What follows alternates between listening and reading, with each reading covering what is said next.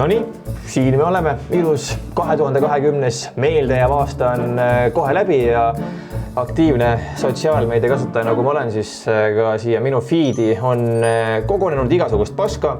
Kui üldiselt ma kogu sellest staffist veeren lihtsalt mööda, siis jah, paraku praegusel hetkel on asi selline, et 90% kogu sellest sisust on üks ja sama pask ja paratamatult see saab mu tähelepanu.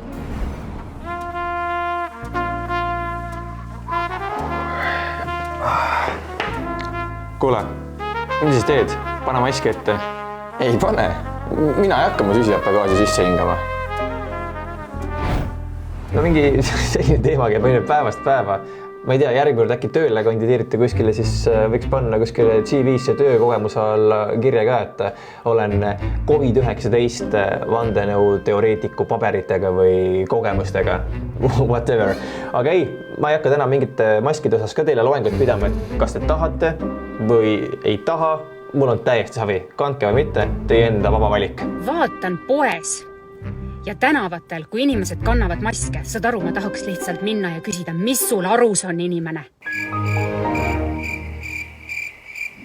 Nojah, aga enne kui videoga edasi läheme, siis vajuta seda subscribe nuppu ja kindlasti ka aktiveeri bell notification, et sa järgmist videot maha ei magaks. Nüüd aga siis tänast teemade juurde, nimelt ma olen kokku kogunud selle pandeemiaga seotud teemade koorekihi ja siit nad tulevad.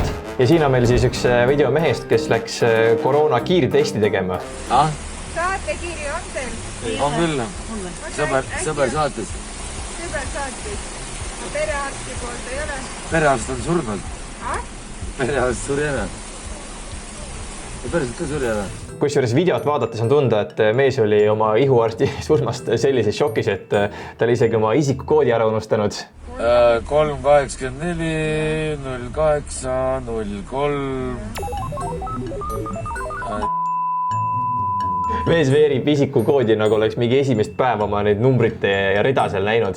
Okei, ma saan aru, ihudoktori kadumisest oled nagu mingi täiega šokis, aga kurat mees 84. aastal sündid. Palju see vanuseks teeb? 2020 miinus 1984.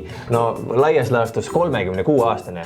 No seda võiks ikka nagu teada. Tead, et teise perearsti poole pöörduma. Et ma lähen minema siis? Jaa, ilma saatekirjata ei saa.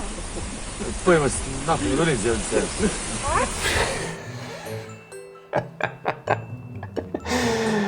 Ei nojah, tark mees, mis ma oskan öelda, küsib testijalt, et Nahvi ma tulin siia. ega ausalt, kui ma peaks pakkuma, siis mina ka ei tea, miks sa sinna läksid.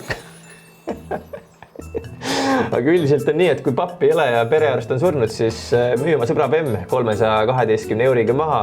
Sünn läheb plaks testi tegema. Ühe testi hind, kusjuures pidi olema 79 euri ja selle autost saadud raha eest saab täpselt 4 testi.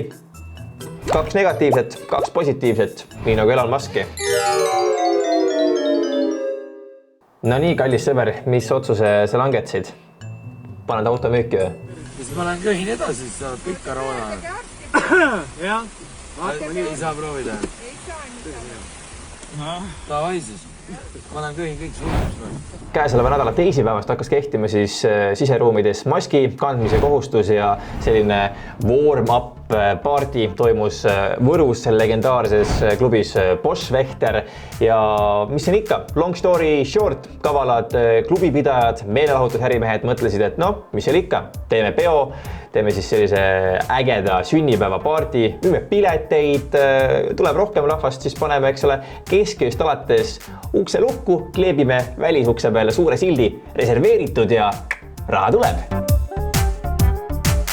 Ei no samas aus plaan, eks ole, raha peab teenima ja kuidagi peab sel raskel ajal tsirkust ja leiba ka saama, aga nagu näha, siis Lõuna prefektuuri korrakaitsjad said haisu ninna, vastavalt siis valitsuse antud korraldustele tuli ka see niinimetatud erapidu, rõhutan, erapidu laiale jääda. Normaalsed tegelased, politsei pole mingi ukselegi koputada jõudnud, mingi vend karjub sealt ukse tagant ja piilub sellest silma piiluraugust. Igatahes samal ajal, kui üks ametnik sai siis telefonitsi ka selle peo peremehe kätte, kes endiselt keeldub siis muuseas ust avamast, on videos kuulda, et ukse taga on läinud ka suuremat sorti sõneluseks. Vana hea külaelu, ma ütlen, vana hea külaelu. mis asja? Oot. Ma nägin kõike pealt. Ei saa ikka aru, mis ta räägib seal. Okei, kaks asja seal nagu korraga, mis lõpus ütleb täiesti nagu mingi nagu arusaamatu läline morsekoodidega, noh. Samas võib-olla mingi moodsa mõmina räpi uued sõnad. Ebaviisaks võib ju olema, ma olen täitsa kaine.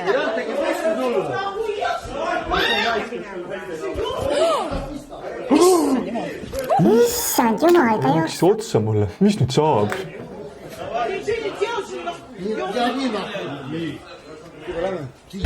Пидорасы, блядь. See on klassik stsenaarium mingisugusest väikesest maakohast ja seal toimuvast peast. Alati mingi paar sellist emast visast, kes hakkavad igasugustele korraldustele vastu mässama, et ma ei saa ju alistuda. Kuidas ma pärast sõpradele otsa vaatan? Ma ei tea, kosta selle peale oskan, et kas sa elad enda või sõprade jaoks? Пидорасы, блядь.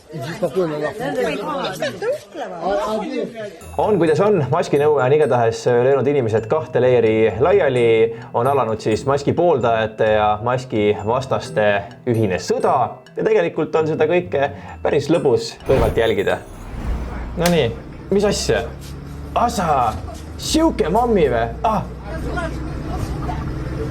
No, ama, pane veel, ai!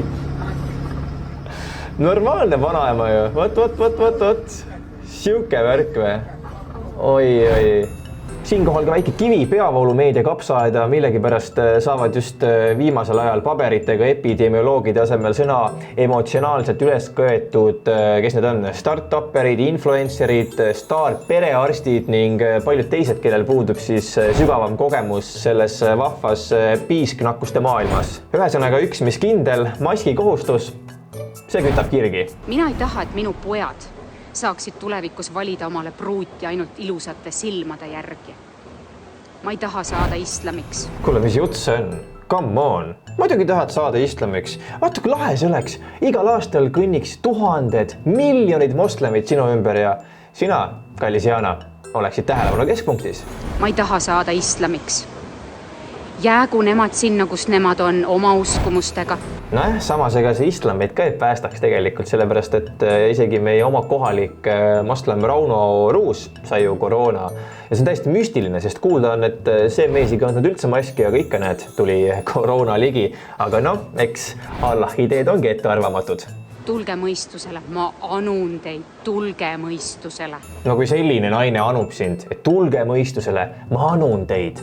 No siis tuleb appi tulla. Ma nimelt leidsin mõned seadusaugud, kuidas poes mitte maski kanda. Fine, mis edasi? Esiteks tõmba Rimisse, seal saab hingata. Nimelt on siis kavalad kaupmehed leidnud mooduse, kuidas seaduslikult ja maskita chillida. Piisab vaid lihtsalt sellest, kui laod pudelikorvi ja maskid langevad.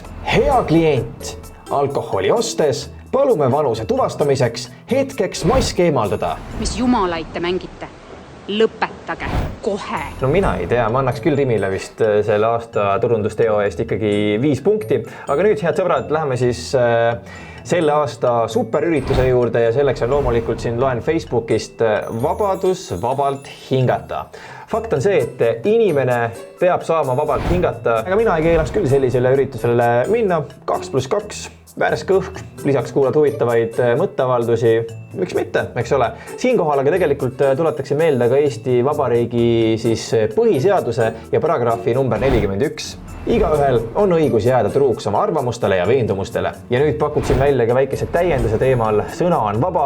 Tuntud Aafrika liider, kes on Aafrika mõistes tappunud väga vähe inimesi, kuskil 500 000, on öelnud väga kaunilt, tsiteerin, sõna on vaba, aga ma ei saa garanteerida vabadust peale sõna.